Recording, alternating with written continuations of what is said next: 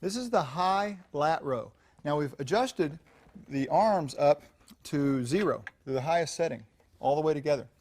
And you can see that that's allowing Amy to reach upwards. So it's not as high as a pull down might be. It's kind of halfway in between a row and a pull down. A tremendous variation. It's going to allow her a little more range and a little more change within the lat muscle, which is a huge fan.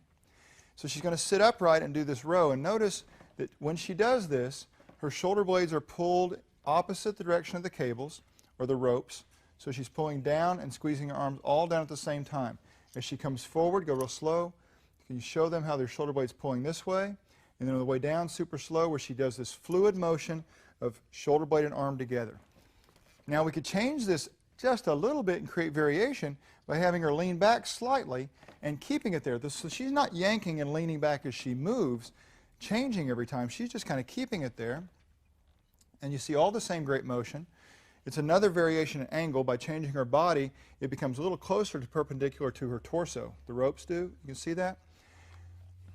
And I'll tell you what, if you, and you know whether you can do this or not, if you're super controlled, I'll let you, I'll give you the permission, as if you needed it, to actually sit up straight at this end and do the torso motion as you go through the motion.